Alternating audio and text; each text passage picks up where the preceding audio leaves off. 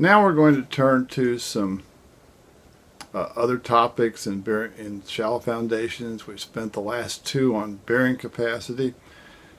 And now we're going to turn to issues of settlement, which are, from the standpoint of practical shallow foundations, I think is the more important of the two topics. Bearing capacity failure is definitely not something you want. It's definitely not something that will be as catastrophic.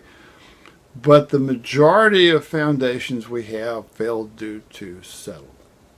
Bearing capacity is something that you must check for, but ultimately most shallow foundation design, in fact most foundation design period, is driven with settlement. We're talking about settlement, how we estimate settlement, and more importantly how we apply the settlement calculations to practical engineering problems, at least in a brief overview.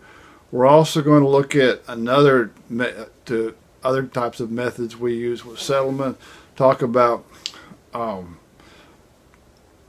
plate load test and that kind of thing. And we're also going to look at floating structures underground, which is a fairly major departure from the way I've taught this course in the past.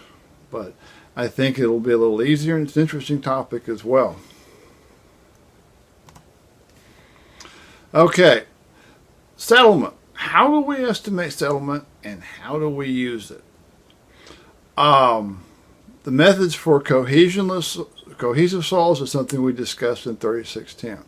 Primary, secondary consolidation is generally the accepted method, and by the way, it can be replicated in finite element analysis. And there's software to do that, although most problems may not require that. Although it's a good check. What you learn there is nothing else, a good check to what you do with those things. We also look at elastic methods. Theory of elasticity is something that is applied to soil fairly extensively, but it's one that still needs to be done with care because soils are not really elastic in any sense of the word. And some of that is going to become rears its ugly head when we get started with Smartness Method. So, but there are certain types of soils, intermediate geomaterials are very much done with elastic methods, and rock as well in some cases can be done with in fact rock would be as well with this type of with elastic methods. But again, we have to be careful with rock because if the rock has major fissures in it, then a lot of our settlement calculations may go out the window if we have a slip plane surface failure in the rock. Methods for cohesionless models are two. We discussed Huff's method in 3610. Now Huff's method is very similar in concept to the cohesive methods in that the strain of the soil, I'm going to leave out the void ratio issue just for this purpose. The strain of the soil is related to the log of the change of pressure. And it is based upon the rearrangement of the particles in the soil. Huff's method on the one side and the methods of Terzaghi and cohesion are essentially two sides of the same coin, and I think Verreut makes that clearer than just about anybody else. The problem with Huff's method over the years is that there have been attempts to revive Huff's method. It tends to be very conservative. Some of that I think is due to the fact that the factors that Huff computed, those C factors that Huff has, I'm not sure they're properly interpreted now. I think they need to be revised or something to make them more realistic, and certainly they need to correspond to CPT methods. Actually, that was part of the impetus behind Smartness Method as well. Smartness Method takes the other approach. It's more of an modified theory of elasticity method, which also does incorporate CPT data. And so you have you have that to deal with. Other settlement topics, and we're going to cover those in the next video, include flotation, the settlement footings and IGMs, which basically is theory of elasticity. That's pretty simple. And the modulus of subgrade reaction, which is important for mat foundations and also for pavements. And acceptable settlements and structures. And I'll get to that because that's a topic that tends to confuse students. There are two failure modes. I talked about this earlier, so it's time to talk about it again. Geotechnical strength requirements. Strength requirements basically try to avoid catastrophic failures. It can be done using ASD or LRFD. We'll use ASD now, and we'll talk about LRFD later. Structural strength requirements are pretty much the same. Bearing capacity failure, retaining wall failure, breakage of a foundation are all examples of strength failures. Serviceability failure, on the other hand, is first a failure when the movement of the structure makes its use difficult or impossible. It's usually gradual. It doesn't happen quickly very often. Sometimes it does, but not very often. It can also be ancillarized using the ASD or LRFD. And most major geotechnical failures are settlement failures. The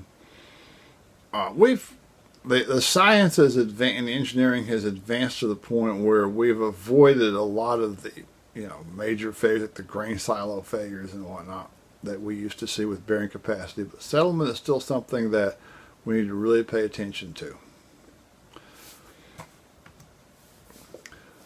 What are our goals in settlement analysis? How much will the structure settle until it either completely or partially inoperable? And there are several ways that can happen. And I'm going to save that until we get into methods of evaluating settlement analysis. It's based on the type of structure, how its size, and its use. And also how it interfaces with what's around it. How much will the structure settle given the geotechnical configuration? These two questions are really to understand the difference between these two is a key point. And many students get their wires crossed with this, and that's not a good thing. On the one hand, most of the time we spend in this course is going to be on how much will this structure settle given the size and the configuration of the foundation and the soil under it and the load that's put on top of it. How much will it settle? And on the other hand, the other side is, well, how much will the structure settle? What does that mean? How does that impact the structure? For example, let's suppose you go through all the calculations. You got this spread footing. You go through all the calculations, and you triumphantly present to the structural engineers the fact that we based on this size of foundation, we figure that it makes bearing capacity by a factor of safety of 3 or 4 or whatever, and that they will only settle, say, 3/4 of an inch or thereabouts. And the structural engineer looks at you and says, well, that's terrific, but the structure cannot withstand more than a 1/2 inch of settlement. Basically, what you've just done is designed a failure condition. So therefore, we have to, with bearing capacity, we get factor safety, whatnot. But with settlement, we have to compare whatever settlement result we come up with in the calculations. We have to compare that to whatever to whatever the structure can withstand. And we'll talk about that later, but for the moment, just keep that in the back of your mind. There are two separate questions. We're going to talk about answering how much the structure will settle given a given configuration, Now, and in the next slides, we're going to talk about how do I compare that to the results? How do we integrate that in a simplistic way into our engineering calculations? The method we are going to use in this course is Smartness Method. There are many methods, to estimate the settlement of shallow foundations. We're going to talk about primarily Shermans Method. We're also going to talk about plate load test and the coefficient of subgrade reaction or the subgrade modulus as well. But let's stick with this one. There are many of them. This is typical in geotech.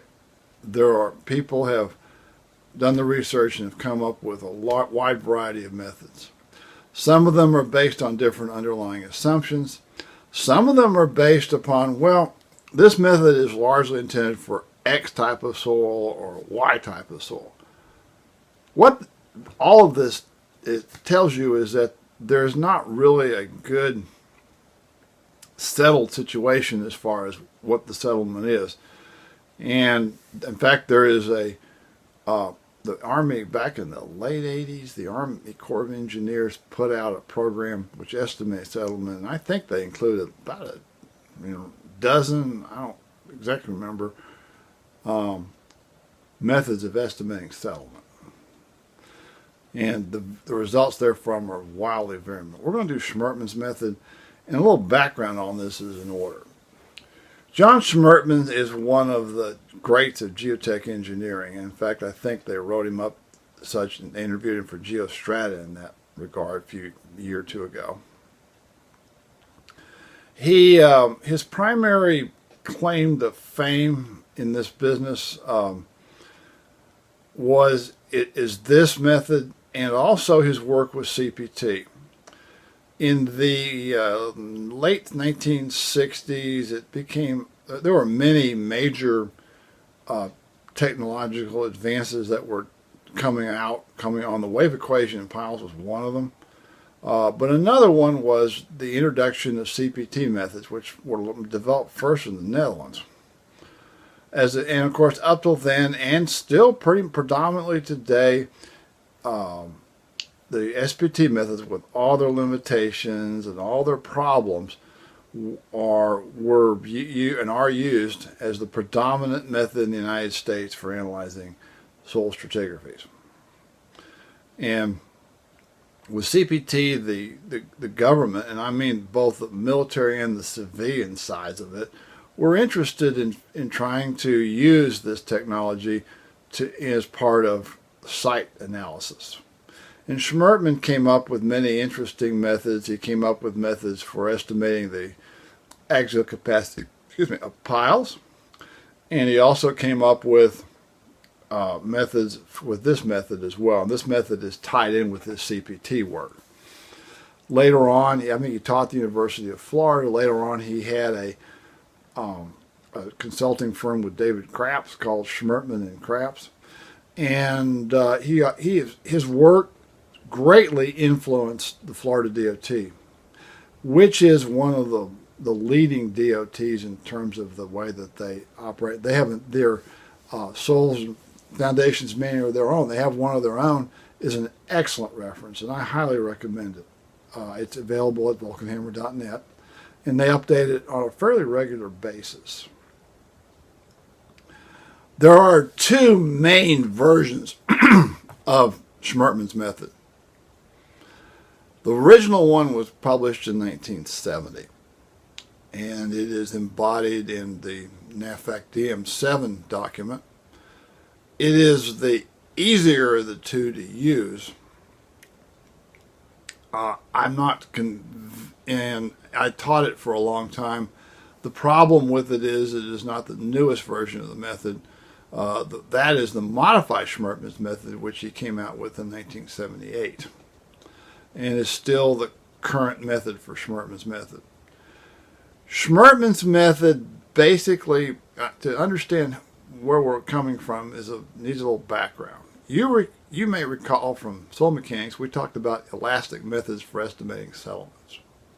And those will be used, let's say with the IGMs, those are still very much acceptable. The elastic settlement methods have some issues and some assumptions, not the least of which is it assumes a homogeneous, perfectly elastic medium with a uniform modulus of elasticity under, or shear modulus, depending on how you want to look at it, and Poisson's ratio under the foundation. And it also can be used to compute for flexible foundations or for rigid foundations. You have two different sets of results. Well, as I pointed out, with bearing capacity, even with shallow foundations, the stratigraphies under them are almost never rigid. Almost never. And that being the case, we have to be able to have a method, if it's going to really get past just back of the envelope elasticity methods, it's going to have to get past the simple kind of thing with, with the just the uniform form soil. It has to be layered. Shermans method can be layered.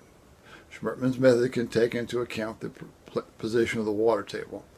Shermans method also allows us, like our bearing capacity methods, to cut off the point at which we need to have information on the soil that's under the foundation. We know how deep that has to be. At least we have a good idea. Sometimes we get a chicken and egg. Well, shallow foundation is not too often. Sometimes we get a chicken and egg problem where, how deep Smartness Method goes depends upon the type of foundation, and then so you got the type of foundation will determine how deep we go. So we're kind of sometimes, usually most borings will at least get past any point with Smartness, but at least we know in the boring log where to stop with Smartness Method. Shermans Method is a modification with a lot of empirical and experimental data of elastic methods, and uses the modulus of elasticity as the centerpiece of the analysis. The other thing that Shermans Method uses to get, and therefore, if you may, particularly with circular foundations, you may recall the use of a sort of a circular foundation, particularly where the stress starts at the surface and actually increases before it decreases in the soil under certain parts of the foundation. And Shermans Method actually assumes that with deflection. It basically uses an influence coefficient type of approach. In other words, at the surface here, we have, this is basically Shermans profile. At the surface, the strain influence factor is somewhere between 0.1 and 0.2. It increases to a certain point somewhere between half of the width of the foundation and the width of the foundation, and then it decreases down somewhere between 2 and 4B of the foundation, and then it stops. And you analyze the soil under that, and you have to determine the layers of the soil.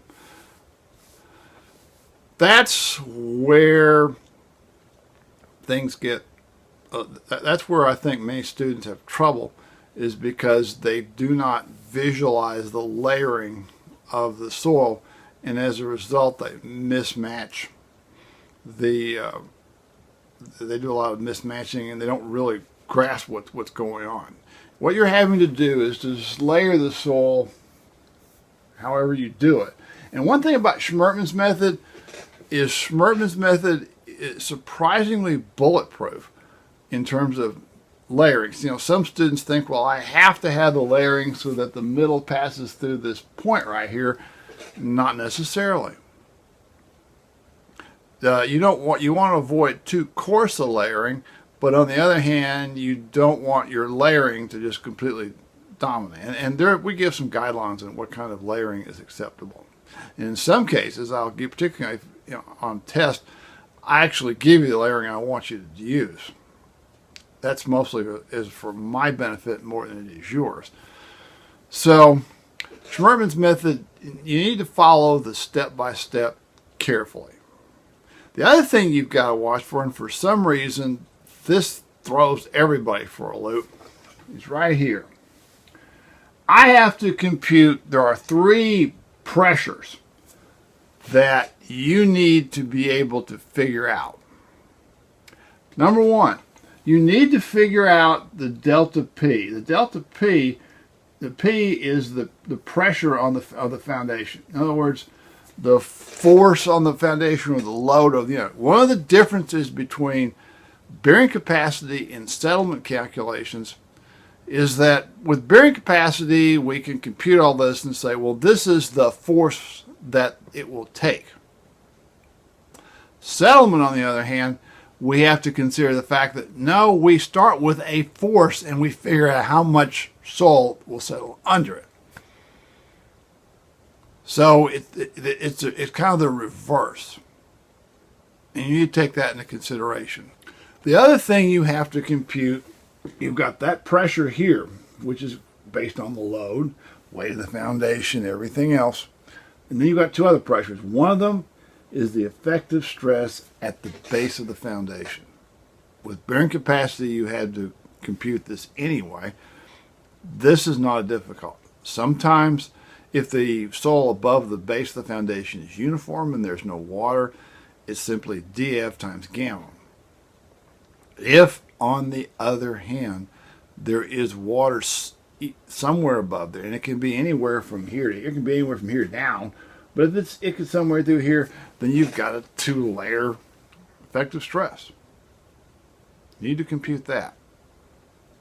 And the last thing you need to do is this POP, and this is where things really get exciting, because there are these angles right here, these points right here, have 2 things. First of all, there's IZP. IZP is the magnitude of the influence coefficient. And it's actually based upon this delta P, which is this, and the POP, which is that. You have to, in other words, to figure IZP, you have to compute those pressures. And some of you are saying, well, how am I supposed to compute the pressures when I don't really know where that is? Well, actually you do, because the depth of that point is a function of the aspect ratio of the foundation.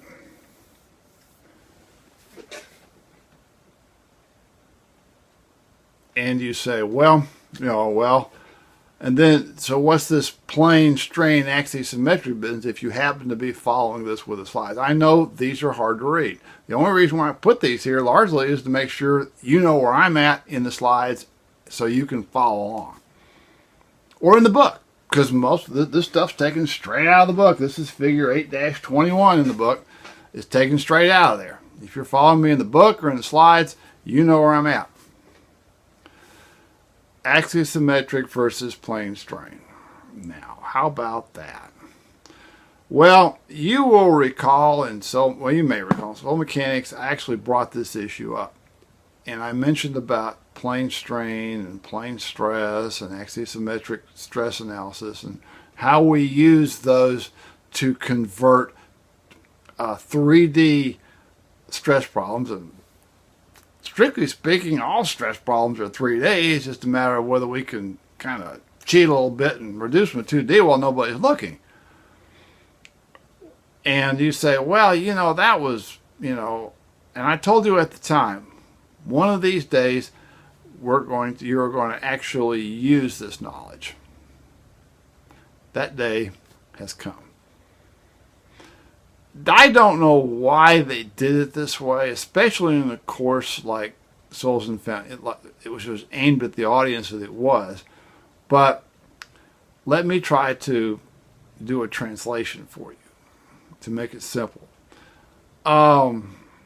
Plane strain basically means continuous foundations. And by definition A continuous foundation is a foundation where the L over B is 10 or more.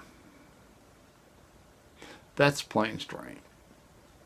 And we can go back to our little, to our considerations of soil mechanics, and we can figure out what that means. Axisymmetric, and it's not really, now what really throws me with axisymmetric, and I've written axisymmetric finite element analysis code. Axisymmetric assumes something that's round, to me at least. Their use of the term means is that L over B is equal to 1. Square foundation. Now, it's symmetric. Whether it's axisymmetric, that's what they call it. So when you see those two terms, don't let them throw you. Just go along for the ride and hope that you will make it. Just a couple of other things I want to talk about. And I kind of throw stuff in every now and then. And my technological requirements for the course. And I actually did a little demos in Fluid Mechanics Lab. And if you want to watch the introductory lab, it's fine. To summarize it, you need to be I actually showed up my Android pad, 5-year-old Android pad with a pink cover in it. And I pointed out the fact that I had inherited this from my wife. And I told them for that you could use that for just about everything. It's not, I wouldn't necessarily do it that way for this. Although one plus between a pad or something like that, it's got a camera on it. And those of you who have had me in course know that all of my submissions are online, have been for years, and that you take a picture of yourself. And I know many of you have striven to win the Bad Camera Phone Picture Award. And for those of you who have striven to do that, my congratulations. You've made your homework difficult to read and really have put a strain on your professor. You've done it, and you should pat yourself on the back or whatever kind of reward you like to give yourself. For the rest of you, thank you for not doing that. But anyway, I digress. You could do most of this on a large iPad or Android pad or whatever. You could do most of this, particularly if you've got Google Sheets and Google Docs. You can write your reports that way. So with that in mind, that's, or an old computer, the slides being shown on the same computer I showed in the Fluid Mechanics Lab, which is a 2007 model. And my point is this, and I'd offer some fairly sophisticated online software as well, and we'll talk about that when we get to it. But my point is this: some of these courses emphasize learning software. My objective with courses is mind development and teaching people how to think. And I think to some extent we have to kind of get away from a lot of the purely software approach. Because if you put numbers in the software and you don't know what you're doing, you can get into big trouble. So that's my little soapbox on that, and I'll move on. But there is one other thing I want to mention. Most engineering curricula, most civil engineering curricula now do emphasize one piece of software that their students need to learn, and that is CAD software. Your book talks about laying this particular chart out. I would strongly suggest that to get the influence coefficients, I would strongly suggest that you do that to solve these problems. You lay out the layering, you lay out the influence diagram, that will give you the influence coefficients for every layer. And you will find, I believe, that that is going to will be a much more satisfying business than trying to do it strictly analytically. And in fact, I said, lay it out. I know that most of you are not good at laying stuff out with pencil and paper, which engineers were required to do for many years. I understand this dinosaur age, but you can lay it out in CAD. And the nice thing about CAD with graphical methods, and graphical methods were for many years were very important in civil engineering, is that you can get numerically precise results using CAD. Something you could not do with the old pencil and paper deal. So I'm done. Make sure, I would lay this thing out if I were you. Onward. I need to probably advance the slide, but at the core of this is the elastic modulus. Schmertman uses the elastic modulus extensively, and we have in table 516 in your book gives the elastic modulus as the moduli that you should use in Schmertman's method, and it gives you the some of the other with SPT results and correlation with SPT results and that kind of thing. And that's all very, very good. You may find that very useful. The one thing I will just give you a long-term caution about is this.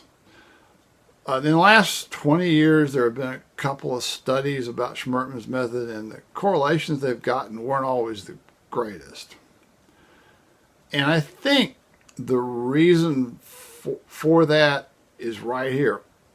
Elastic modulus of soles, shear modulus of soles is a very elusive thing. I have a lot of, if you're interested in this topic, I've done a lot of study on this, and I've put most of it on vulcanhammer.net for just disseminating this information. It can be shown that the elastic modulus of any sole is largely a function primarily of its void ratio or porosity, depending on how you want to compute it.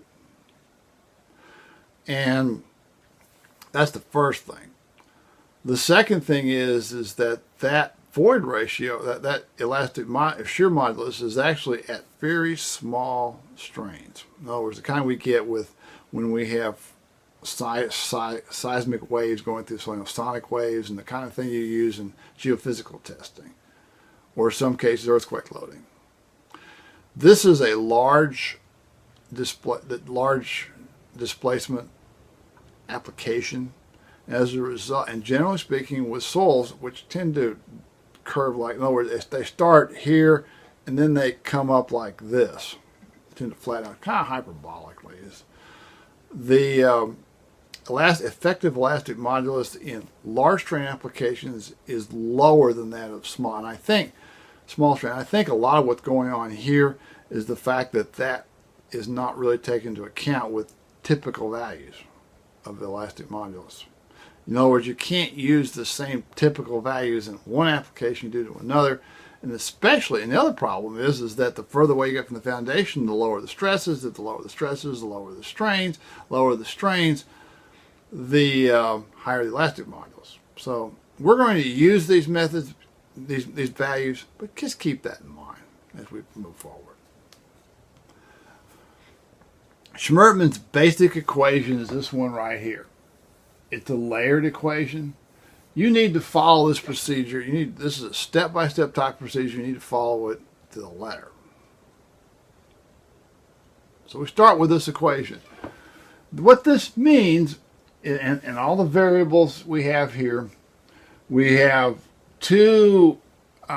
before we get to the summation, we have 3 variables we need to compute. First of all, C1 is a correction factor to incorporate the effect of strain relief due to embedment. There is where those P-naught diagram, those PLP, P-naught over delta P enters into that. And C2 is a correction time dependent. In other words, how does you're going to get some creep. How much creep would we expect in a year, 2 years, 3 years, whatever? And you've got that. Those two, first of all, are where you should. Those apply to the whole thing. The third thing is the delta P, and the delta P, just to remind everyone where we were, is the pressure from on the foundation minus the effective stress at the base of the foundation. And those are both fairly easily computed from the variables, but they're easily computed, but many people have a difficult time easily computing them. All right, getting back. Now, on this summation, it's times this delta H. And delta H is the settlement of each layer. And as was the case with consolidation and Huss method, when you have a stacking of layers, the total settlement is the sum of the settlements of the layers. So therefore you have HC times the IZ, which is the strain influence factor, over X. And the X factor is you use this in the event that you're using either QC values, which are from the CPT data, or N160 values, which are from the SPT data. You would use these X values, and you would you have to linearly interpolate between the 1.5 for the case where you've got a square foundation and 1.75 for the case where you have an infinite foundation. And by the way, we're going to look at an easy way to do those factors. If you have, let's see, if you're using these values, you don't use the X factors. If you use these values with your static cone resistance or the SPT, you use them. The eighths of C is the layer height for the specific layer. And then E is the modulus of elasticity, which we just looked at. So therefore, you have to do this calculation for each layer. And we'll see how that's done. Okay. Let's take an example. We have this nice footing, which is, I'll just use this. We have this nice footing, which is 6 by 24. B, by convention, is the shorter of the two. And it's 3 feet below the surface. And we've got some N160 values. Determine the settlement in inches at the end of construction and 1 year after construction. There's your creep factor. There's no groundwater. Everybody breathe a sigh of relief. The footing is subject to an applied stress of 2,000 psf. In other words, if you were to take 6 times 24, the area, and I believe that's 144 square feet, so it's 6 times 24 would be 12 by 12, 144 square feet. You multiply that by 2,000, you would get 288 kips total load. Okay. First, and this is the important, begin by drawing the strain influence diagram. Draw it. Don't just look at it, draw it. Okay. First of all, you have to determine what IZB is.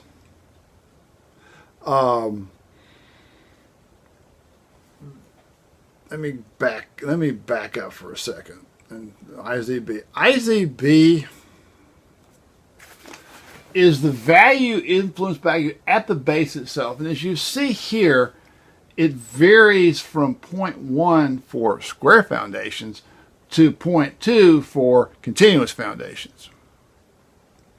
Now we have a foundation which has an aspect ratio of 1/4, so it's going to be somewhere between 0.1 and 0.2, and we determine what it is by linear interpolation. Now if you're blessed enough to be analyzing a square foundation, then that's pretty simple. It's 0.1 IZB at the beginning.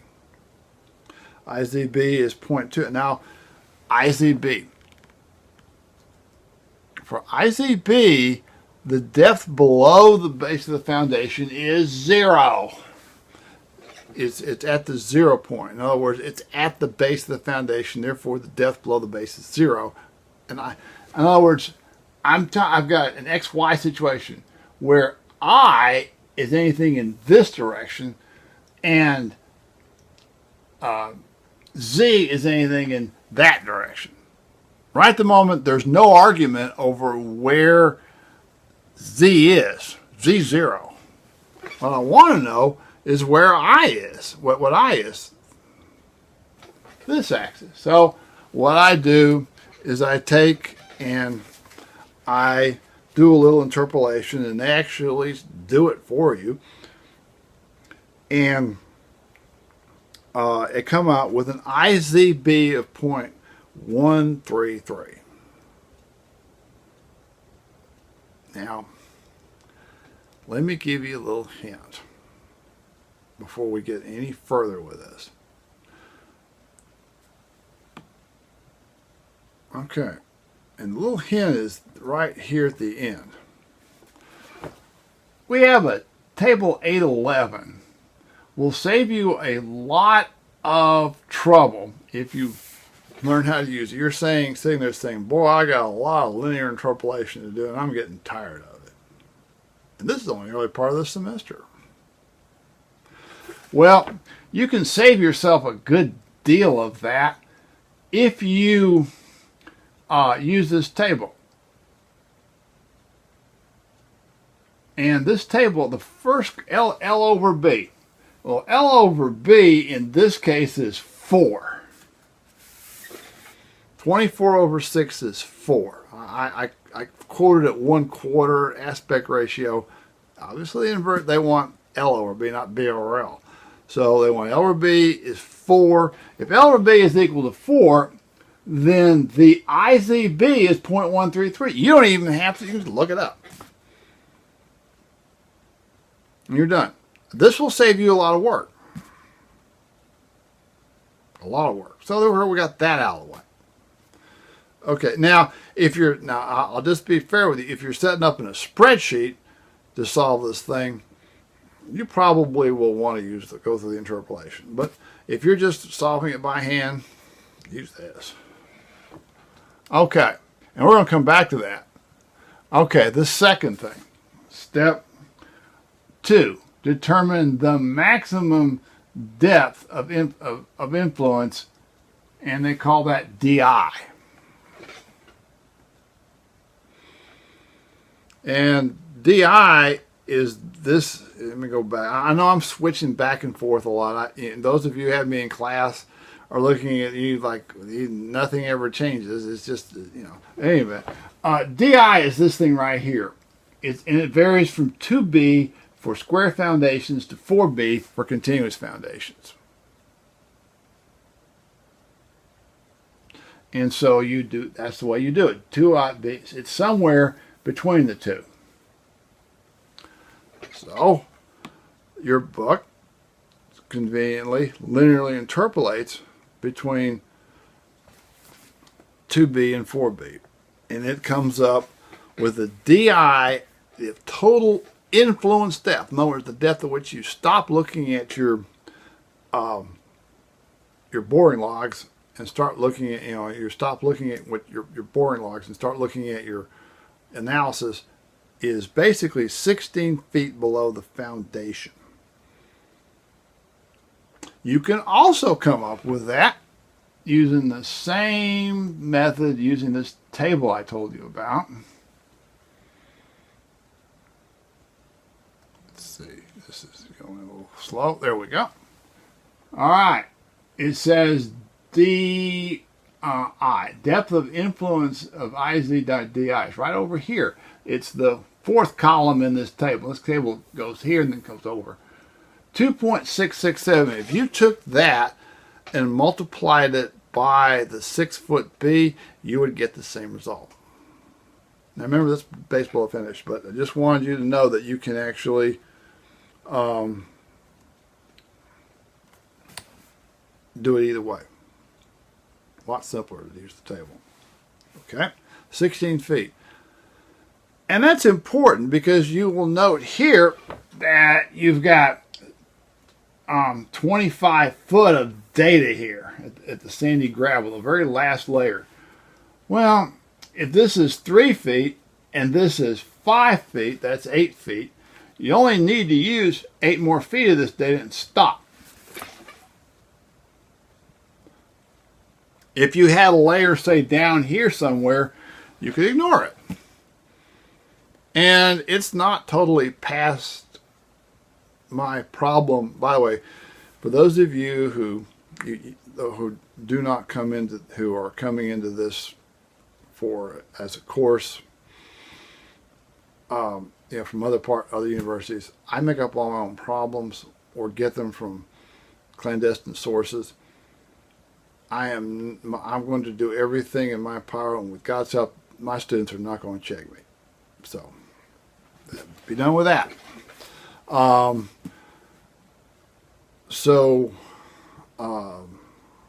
It's not beyond my problem to throw in an extra layer down there that has nothing to do with nothing. So, be that as may. Then, step 3, determine the depth of the peak strain influence DIP. In other words, the next depth. Let me see if we can get this thing to back up. This is a little slow, but that's okay. Give everybody a chance to recover. This depth, in other words, the depth of this snout, so to speak. And it will vary between BF over 2 and BF.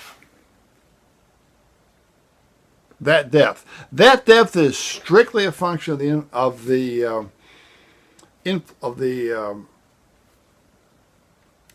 aspect ratio of the foundation as well. Just as is the case, this is strictly a function of the aspect ratio, so is this depth.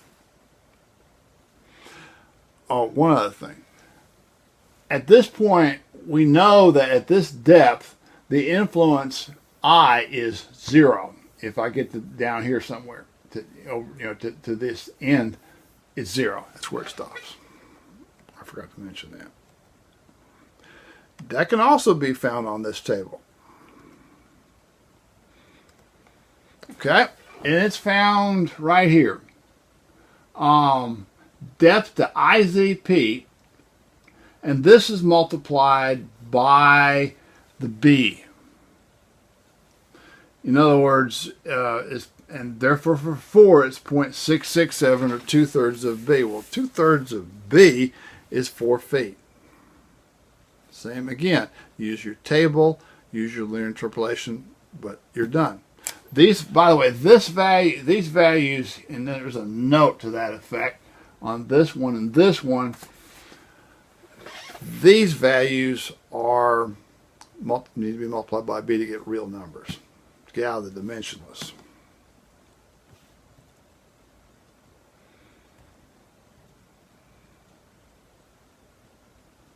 Okay, now we're at step 4.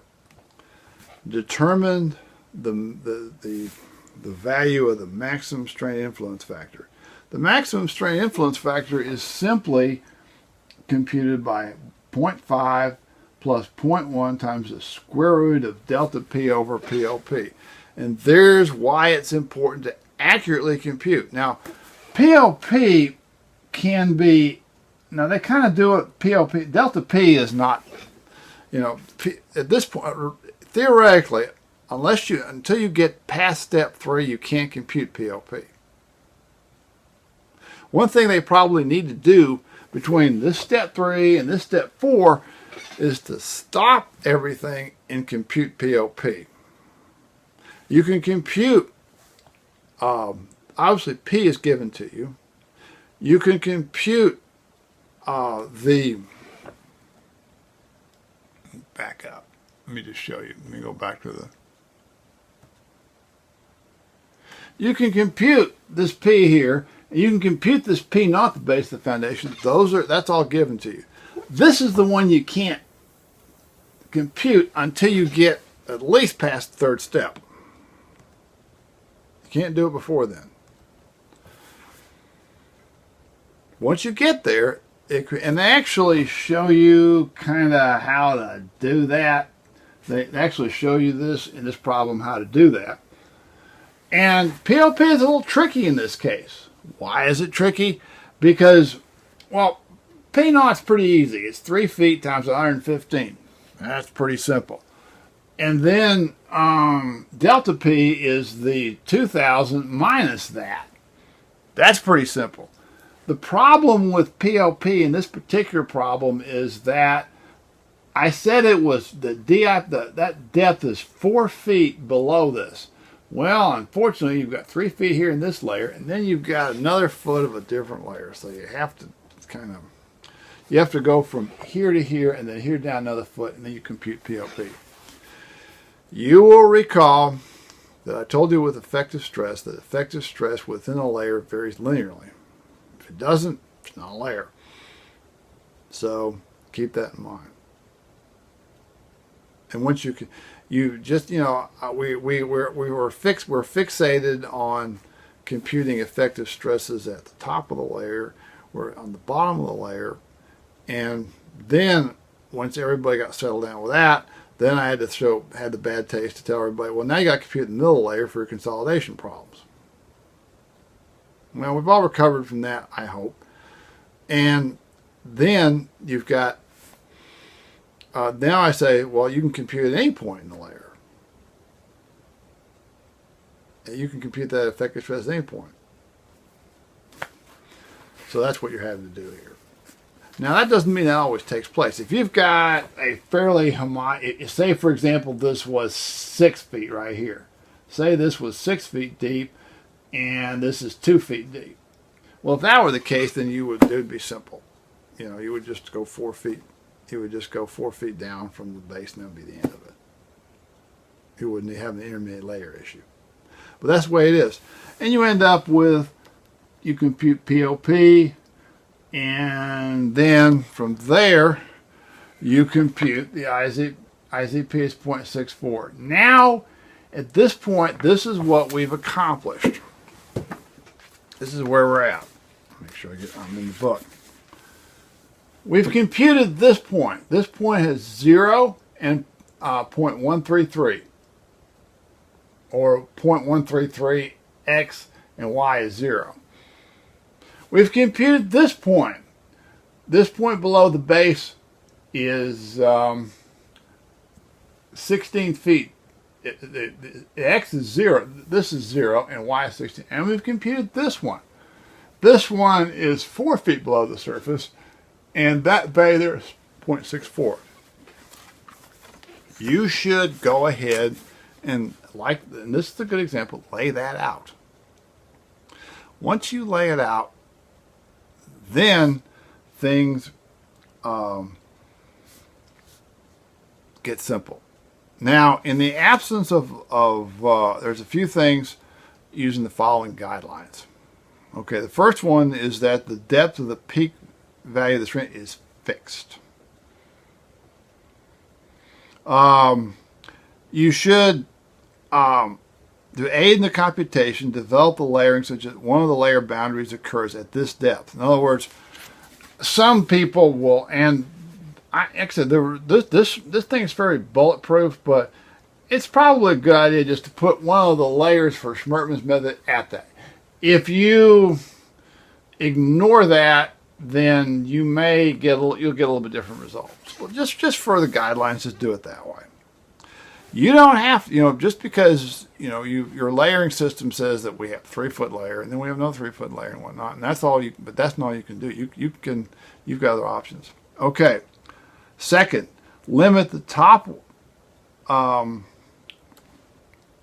layer as well as the layer immediately below the peak value to 2/3 of B or less. That you want to catch that. In other words, you don't want to miss this peak, because that's where most of your settlement that's your biggest influence. That's where your settlement's going to take place. So you want that instruction, so you want to layer it that way. Limit the maximum layer thickness to 10 feet or less, or 3 meters, depending on what system you're working in. That's good advice. That's a pretty thick layer, really. And last but not least, match the layer boundaries with the subsurface layer. Now, some of you are going to say, well, that contradicts what you said above. You can always add layer. You don't want to create a layer that crosses your soil layering.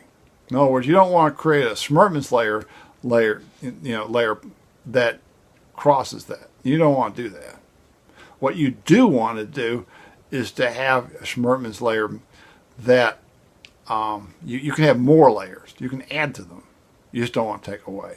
And if you've got water table in there, you want to make sure that division is represented as well. Okay, with those guidelines, that's what we came up with. And we could come up with different. Now, this is where most of this is where laying it out in CAD really hits the target. I'll show you. Okay, I've got 4 layers here. Now, what I can do in CAD, it's fairly easy, and there's a number of ways to do it on the CAD package you're using, to find the location of the midpoints of these midpoint layer. For example, this first layer is 3 feet thick. It's fairly easy to find out where the 1.5 foot thick layer, line is. The same thing with the second layer. It's only a foot thick. It's easy to find out what's 6 inches from the top or 6 inches from the bottom. The third layer is the same thing. It's 4 feet thick. You can find easily. What I normally do in my CAD package, I use Design CAD, is I would probably draw a circle here to here, like this. The center of that bisects it, is the middle. And then I would draw this line out. If you draw these lines, if you draw them carefully, if you put this in the middle of the layer, where these lines come out and intersect this thing, are your influence factors, and those can be low. And if you've set your CAD's origin at 0, 0 up here, you can get those values exactly without having to fool around with a lot of interpolation or fancy formulas. So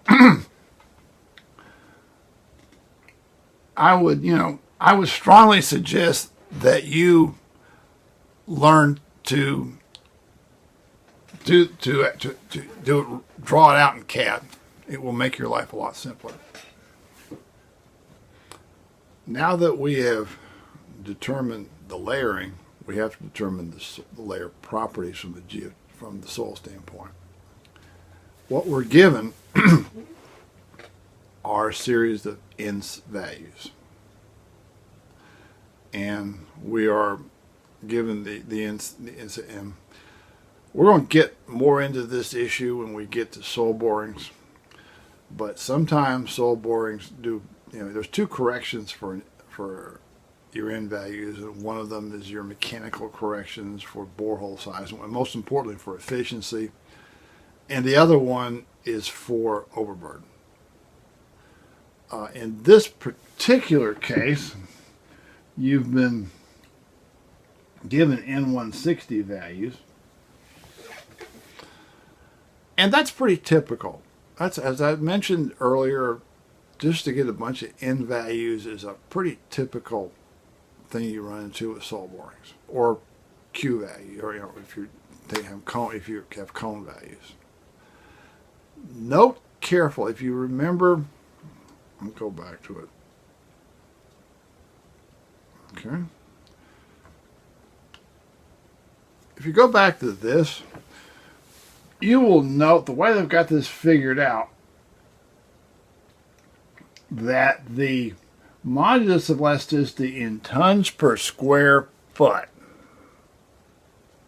In tons per square foot, keep that in mind, is equal to the N160 value times some coefficient.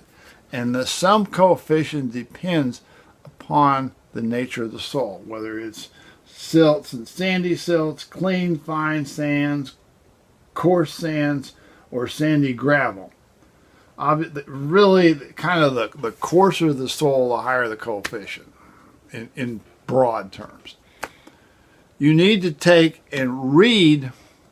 This is kind of a prep for what's coming. You need to take whatever your boring logs say, and you need to match that up. You've got your N values, and these are, by the way, these are typical. N values which are typical. N values vary continuously with a layer, even within a layer. But we just homogenize it to make it nice, make it easier to use.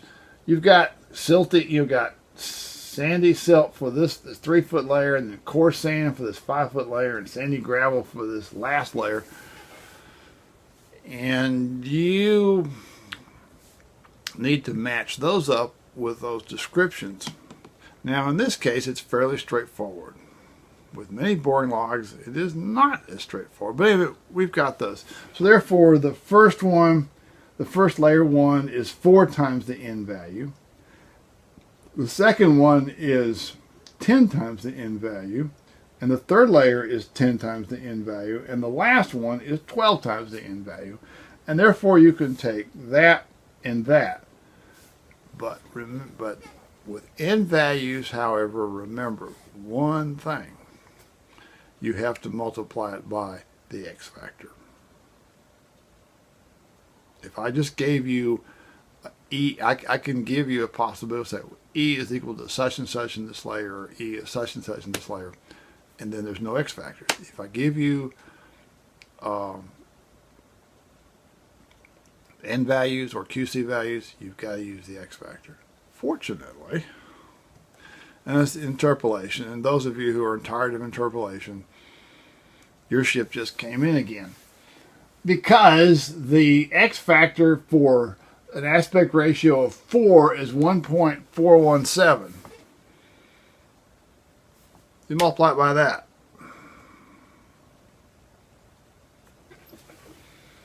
And basically what it is that the way they've got it laid out, H of C is the height of the... Okay, now we're getting to the point where the... Now we're ready to construct this table. This table is the key to this method. Constructing this table properly will ensure that this thing will be done right. First thing is the height. This is 3 feet, so it's 36 inches. This is 1 foot, so it's 12 inches. This is 4 feet, so it's 48 inches. This is 90. If you were to put these into, and I would stick with using inches. Generally speaking, in U.S. units, it's better to use inches for settlement purpose, for settlement type calculations. All right, you've got this laid out. The next one is N160. You take those straight off of your boring information, which we gave you earlier. This stuff right here. Okay, the next one is E. And basically what you do is you take 4 times whatever N160 and transfer it over there. You don't worry about the X factor just yet. The way they've set this up, where it's 4 times 25 is 100, and 10 times 30 is 300, and so you just take this times the N160 for that layer, you put it there. Same there, third layer, and 10 times the N1, and put it there. And, and then last there, and you put it there. I would strongly suggest that, particularly if you're interested in using a spreadsheet to do this, and a table like this obviously suggests a spreadsheet, and some people like it, some people don't, is to run these calculations and satisfy yourself that your methodology lines up with this before you go on solve a problem. That's the best way to ensure the best way to ensure that you step before you step into the unknown problem. You need to make sure you can solve the known one. Okay, after that, x times e. I take this x value right here, I multiply it by this, I get that. I take the x value times that, I get that, and so on down the table. So what they've done is they've split up e and xe. For this problem, we want to use xe, so we use xe. And then last but not least, z. Now this is where things are a little tricky. Z is the distance from the surface down to the midpoint of the layer for each layer. It's not the same as this. This is the height of the layer. This is the distance. So therefore, the first layer is 1.5 feet below. It's in feet. And then 3.5 feet is the depth of that. And then 6 feet is the depth of that. And 12. If you've drawn them out, you can actually measure that without even having to resort to looking at much calculations. In other words, I could find the distance from here to here using the CAD, there here using CAD, and so on. You can use the whole thing doing it. That's the beauty of laying it out, is that you don't have to think. You just look at your diagram. Okay? And IZ at that. That's this value right here. That can be taken straight off the diagram. With CAD, you can do that with a high degree of precision. This is 0.323. This is 0.577. This is 0.533. This is as long as you reasonably straddle this, and that's the whole point of these guidelines, you'll be okay. You don't have to put one of these midpoints at there. It's not necessary.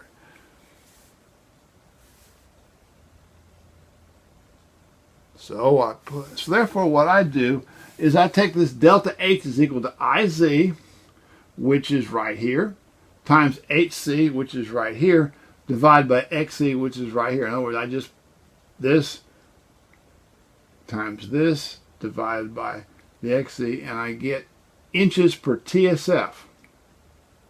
In other words, I get inches of settlement in a layer per per tons per square foot of pressure.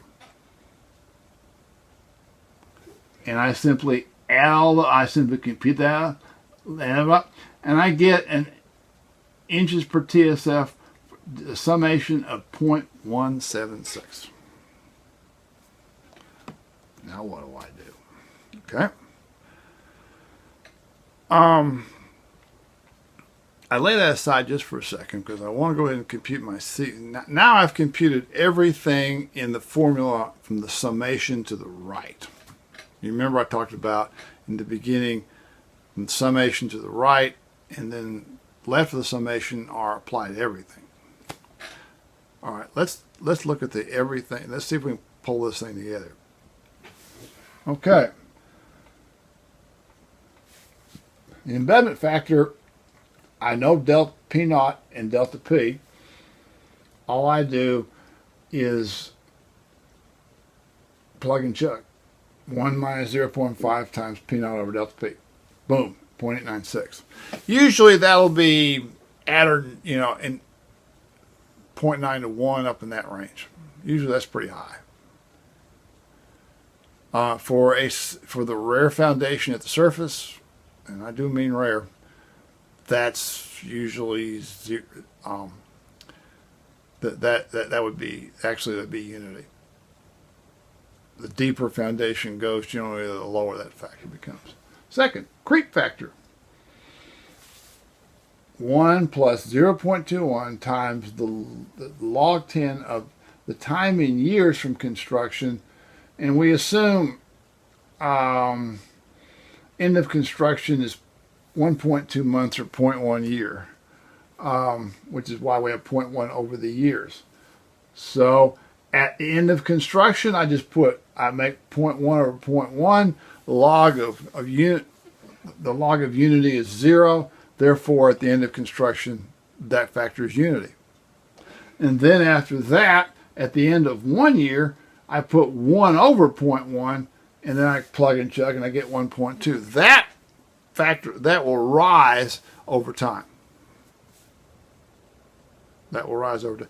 I think to some extent that is designed to take into account particle rearrangement and creep factors. That's creep is what it is, but that relates to particle rearrangement, which we of course studied extensively in solid mechanics. So we have those factors, and all I do is plug and chug. I have C1 and C2, I computed them there.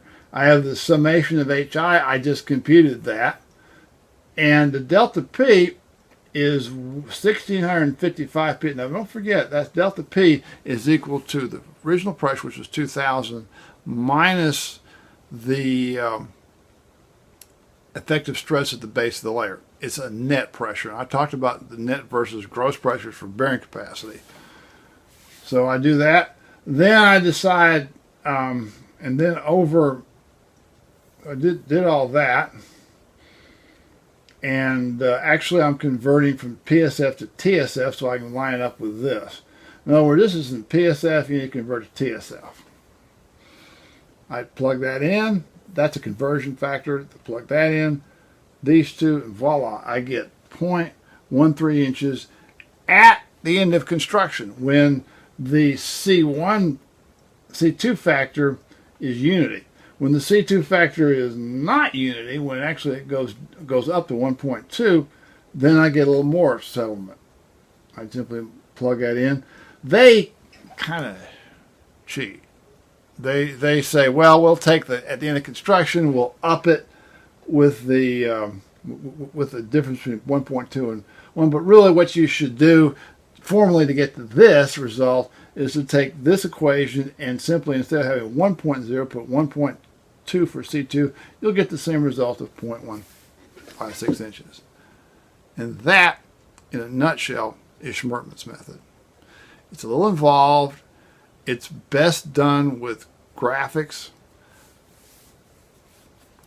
and the longer I teach it, and the more that I see students struggle with it, the more I realize you need to lay that out. Using this table is very helpful. It will save you a lot of time on linear interpolation. So that is Shermans Method. Thanks for watching, and God bless.